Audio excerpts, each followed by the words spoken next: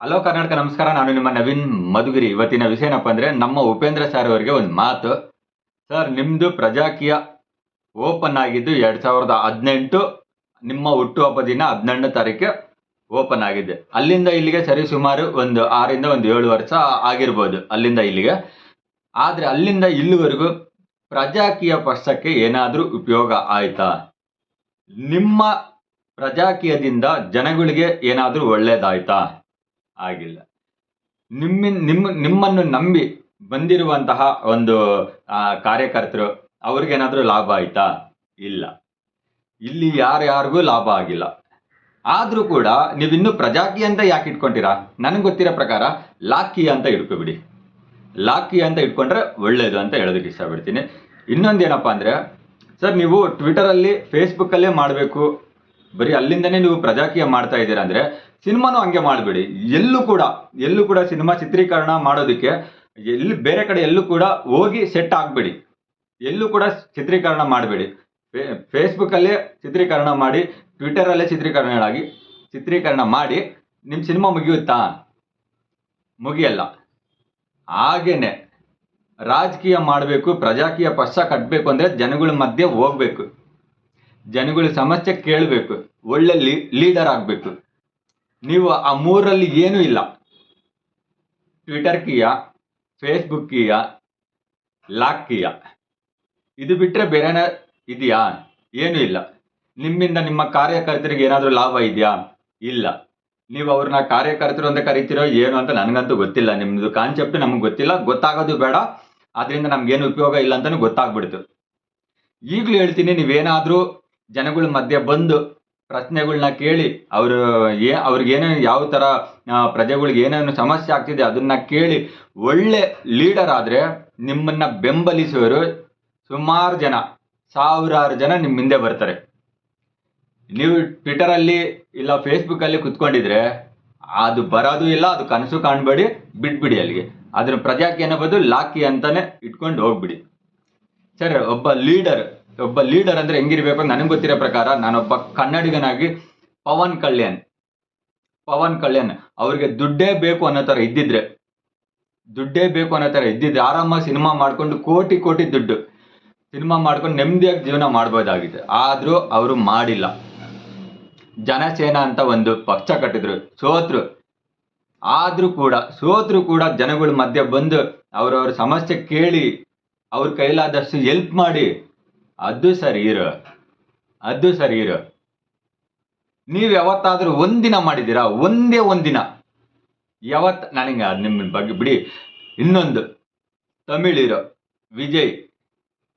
ವಿಜಯ್ ಅವರು ತುಂಬ hard work ಮಾಡಿದ್ರು, ಇಲ್ಲ ಅಂತಾನೆ ಹೇಳ್ತಿಲ್ಲ. ಹಾರ್ಡ್ ವರ್ಕ್ ಮಾಡಿ ಎಲ್ಲನೂ ಮಾಡಿದ್ರು ಸರ್. ಈಗ ನಂಬರ್ 1 ಪೊಲಿಟಿಷಿಯನ್. ಅದು ಅವ್ರನ್ನ ನೋಡಿ ನಾವು ಇನ್ಸ್ಪಿರೇಷನ್ ತಗೋಬೇಕು ಸರ್. ನಿಮ್ಮನ್ನು ನೋಡಿ ಏನು ಕಲಿಬೇಕು? ನಾನು ಹೇಳ್ತಿರೋ ರಾಜಕೀಯದಲ್ಲಿ ಮಾತ್ರ. ಸಿನಿಮಾ ಬಿಟ್ಬಿಡಿ. ನೀವು ಡೈರೆಕ್ಟರ್ಗಳಿಗೆ ಡೈರೆಕ್ಟರ್ ಅಪ್ಪನೇ ಅನ್ಕೊಳ್ಳಿ, ನೀವು ದೊಡ್ಡವರು, ನೀವು ಕಿಂಗು. ನಾವು ಸಿನಿಮಾ ಬಿಟ್ಬಿಡಿ. ಬಟ್ ಪವನ್ ಕಲ್ಯಾಣ್ ಮತ್ತು ವಿಜಯ್ ಅವರು ಪ್ರಜೆಗಳಿಂದ ತಗೊಂಡಿರುವಂತಹ ದುಡ್ಡು, ನಮ್ಮಿಂದ ಅವರು ಸಂಪಾದನೆ ಮಾಡಿರುವಂಥ ದುಡ್ಡು, ಏನಾದರೂ ನಮ್ಮ ರಾಜ್ಯಕ್ಕೆ ಒಳ್ಳೇದು ಮಾಡಬೇಕು, ನಮ್ಮ ರಾಜ್ಯಕ್ಕೆ ಏನಾದರೂ ಕೊಡುಗೆ ಕೊಡಬೇಕು ಅಂತ ಹೇಳಿ ಬಂದು ಪ್ರಜೆಗಳ ಮಧ್ಯೆ ಬಂದು ನಿಂತು ನಂಬರ್ 1 ಪೊಲಿಟಿಷಿಯನ್ ಆಗಿದ್ದಾರೆ ಅವರು ಸರ್. ಅವ್ರು ನೋಡಿ ನಾವು ಇನ್ಸ್ಪಿರೇಷನ್ ತಗೋಬೇಕು. ನಿಮ್ಮನ್ನು ನೋಡಿ ನಾವು ಏನು ತಗೋಬೇಕು? ನಿಮ್ಮ ಅಭಿಮಾನಿಗಳಿಗೆ ಅವರು ಕೂಡ ಪಾಪ, ಅವ್ರಿಗೂ ಕೂಡ ನೋವುಂಟಾಗಿದೆ. ಅವ್ರು ಹೇಳ್ಕೊಳ್ಳಲ್ಲ, ಯಾಕಂದರೆ ನಮ್ಮ ಬಾಸು, ನಮ್ಮ ಹೀರೋ, ನಮ್ಮ ಬಾಸ್ಗೆ ಯಾರು ಏನೋ ಅನ್ಬಾರ್ದು, ಅದೊಂದು ಅವ್ರ ಮೈಂಡಲ್ಲಿ ಇರ್ಬೋದೇನೋ. ಬಟ್ ಅಭಿಮಾನಿಗಳಾದರೂ ಕೂಡ ಯಾರಾದರೂ ನಿಮ್ಮ ಬಾಸ್ಗೆ ಏನಾದರೂ ಪ್ರಶ್ನೆ ಮಾಡಿದ್ರೆ ಒಳ್ಳೇದೇನೆ. ಬಟ್ ಏನು ಯೂಸ್ ಇಲ್ಲ. ನಿಮ್ಮ ಕಾರ್ಯಕರ್ತರಿಗೂ ಏನೂ ಯೂಸ್ ಇಲ್ಲ, ಇಲ್ಲಿಂದ ಜನಗಳಿಗೂ ಏನೂ ಯೂಸ್ ಇಲ್ಲ. ಎಲ್ಲ ಫೇಸ್ಬುಕ್ ಕೀಯ, ಟ್ವಿಟರ್ ಕೀಯ, ಲಾಕ್ ಕೀಯ, ಇದು ಬಿಟ್ಟರೆ ಬೇರೆ ಏನೂ ಲಾಭ ಇಲ್ಲ ಸರ್. ನೀವು ಪ್ರಜಾಕೀಯ ಅಂದರೆ ನನಗೆ ಗೊತ್ತಿರೋ ಪ್ರಕಾರ ಅರ್ಥ, ಪ್ರಜೆಗಳ ಮಧ್ಯೆ ಬಂದು ಪ್ರಜೆಗಳ ಸಮಸ್ಯೆ ಕೇಳಿ ಯಾವ್ಯಾವ ಥರ ಏನು ಅಂತ ಯಾವ ಸರ್ಕಾರ ಇರುತ್ತೋ ಅದನ್ನು ಪ್ರಶ್ನೆ ಮಾಡೋದೇ ಪ್ರಜಾಕೀಯ. ಪ್ರಜೆಗಳ ಮಧ್ಯೆ ಇರೋನೇ ಲೀಡರ್, ಪ್ರಜೆಗಳ ಮಧ್ಯೆ ಇರೋದೇನೆ ಪ್ರಜಾಕೀಯ. ನಿಮ್ಮದು ಆ ಥರ ಇಲ್ಲ. ಲಾಕ್ ಕೀಯ, ಟ್ವಿಟರ್ ಕೀಯ, ಫೇಸ್ಬುಕ್ ಕೀಯ, ಅದೊಂದು ಬಿಟ್ರೆ ಬೇರೆ ಏನು ಇಲ್ಲ ಸರ್. ನೀವು ಈಗಲೂ ಮನಸ್ಸು ಮಾಡಿದ್ರೆ ಪ್ರಜೆಗಳ ಮಧ್ಯೆ ತುಂಬಾ ಇದಾವೆ ಸರ್ ಸಮಸ್ಯೆ. ಕರ್ನಾಟಕದಲ್ಲಂತೂ ತುಂಬಾ ಇದಾವೆ, ತುಂಬಾ ತುಂಬಾ ಅಂದ್ರೆ ತುಂಬಾ ಇದಾವೆ. ಅದನ್ನ ಪ್ರಶ್ನೆ ಮಾಡೋ ಒಬ್ಬ ಲೀಡರ್ ನಮ್ಮ ಕರ್ನಾಟಕದಲ್ಲಿ ಸಿಗ್ತಾ ಇಲ್ಲ. ಅಂದ್ರೆ ನಮ್ಮ ಆಂಧ್ರದಲ್ಲಿ ಸಿಗುವಂತಹ ಪವನ್ ಕಲ್ಯಾಣ್ ನಮ್ಮ ಕರ್ನಾಟಕದಲ್ಲಿ ಸಿಗ್ತಾ ಇಲ್ಲ. ತಮಿಳಲ್ಲಿ ವಿಜಯ್ ತರ ಸಿಗುವಂತ ಲೀಡರ್ ನಮ್ಮ ಕರ್ನಾಟಕದಲ್ಲಿ ಸಿಗ್ತಾ ಇಲ್ಲ. ಇದು ನಮ್ಗೆ ಸಮಸ್ಯೆ ಆಗಿರೋದು, ನಮ್ಮ ಯುವಕರಿಗೆ ಸಮಸ್ಯೆ ಆಗಿರೋದು ಇದು. ಯಾರು ಒಬ್ಬ ನಮ್ಗೆ ಖಡಕ್ ಆಗಿ ಒಬ್ಬ ಲೀಡರ್ ಇಲ್ಲ ಅನ್ನೋ ಒಂದು ಸಮಸ್ಯೆ ಇಲ್ಲಿ ಎಷ್ಟೋ ಯುವಕರಿಗೆ ಕಾಡ್ತಾ ಇದೆ. ಅವೆಲ್ಲ ನೀವೆಲ್ಲ ತಲೆ ಕೆಡಿಸ್ಕೊಳ್ಳಲ್ಲ. ಅವ್ರವ್ರ ಕೆಲಸ ಅವ್ರದ್ದು ಬಿಟ್ಬಿಡಿ. ಬಿಜೆಪಿ, ಕಾಂಗ್ರೆಸ್, JDS ಎಲ್ಲ ಇದೆ, ಅವ್ರವ್ರು ನೋಡ್ಕೊಂತಾರೆ. ಇದೆ ಸರ್, ಇದೆ. ನಮ್ಮಲ್ಲಿ ಒಬ್ಬ ಖಡಕ್ ಆಗಿ ಲೀಡರ್ ಬೇಕು. ಅದು ಯುವಕರಿಗೆ ತುಂಬಾ ಬೇಕು. ಅದಿಲ್ಲ, ಏನೇನು ಇಲ್ಲ ಸರ್. ಅದಕ್ಕೆ ಹೇಳ್ತಾ ಇದ್ದೀನಿ, ನಿಮ್ದು ಲಾಕ್ ಕೀ ಅಂತಾನೆ ಇಟ್ಕೋಬಿಡಿ. 2018 ಅಲ್ಲಿಂದ ಶುರುವಾಗಿದ್ದು ಇಲ್ಲಿವರೆಗೆ ಏನೂ ಉಪಯೋಗ ಇಲ್ಲದೆ ಮನೆಯಲ್ಲೇ ಕೂತಿದೆ. ಯಾವ್ದು ಕತ್ರಿಗುಪ್ಪೆನೋ ಅಥವಾ ಅಲ್ಲೇ ಆ ಮನೆಯಲ್ಲೇ ಕೂತಿದೆ, ಆಚೆ ಬರ್ತಾ ಇಲ್ಲ. ಆಚೆ ಬಂದ್ರೆ ಬಿಸಿಲು, ಮಳೆ, ಮೇ ಬಿ ಅದಕ್ಕೆ ಪ್ರಜಾಕೀಯಕ್ಕೆ ಏನ್ ಮಾಡ್ತಿರೋ ಒಂದು ಗೊತ್ತಿಲ್ಲ. ನಾವಂದು ಅದ್ರ ಬಗ್ಗೆ ತಲೆನೇ ಕೆಡಿಸ್ಕೊಳ್ಳಲ್ಲ. ನಮ್ಗೆ ಯಾವ ಪಕ್ಷ ಇಷ್ಟ ಆಗುತ್ತೋ ಅದನ್ನ ವೋಟ್ ಹಾಕ್ತಿವಿ. ಯಾಕಂದ್ರೆ ಇದುವರೆಗೂ ನಮ್ಗೆ ಯಾವುದು ನಮ್ಮ ಯುವಕರಿಗೆ, ನಮ್ಮಂತ ಯುವಕರಿಗೆ ಒಬ್ಬ ಖಡಕ್ ಆಗಿ ಲೀಡರ್ ಯಾರು ಸಿಗ್ಲಿಲ್ಲ. ಯಾಕಂದ್ರೆ ವೋಟ್ ನಮ್ಮ ಹಕ್ಕು, ಹಾಕ್ಲೇಬೇಕು, ಯಾರಿಗೊಬ್ರಿಗೆ ಹಾಕ್ಲೇಬೇಕು, ಹಾಕ್ಬೇಕು. ಸೊ ನಮ್ಮ ಕಡೆಯಿಂದ, ಯುವಕರ ಕಡೆಯಿಂದ ಏನು ಅಂದ್ರೆ ಒಬ್ಬ ಖಡಕ್ ಆಗಿರುವಂತಹ ಲೀಡರ್ ನಮ್ಮ ಕರ್ನಾಟಕಕ್ಕೆ ಬೇಕು, ಈಗ ಬೇಕು. ಅದನ್ನ ಮನಸಾರೆ ಹೇಳ್ತಾ ಇದ್ದೀವಿ ಹೊರತು ಇಲ್ಲಿ ಮಾತಾಡ್ತಿರೋದು ಉಪೇಂದ್ರ ಸರ್ ಮಾತ್ರ.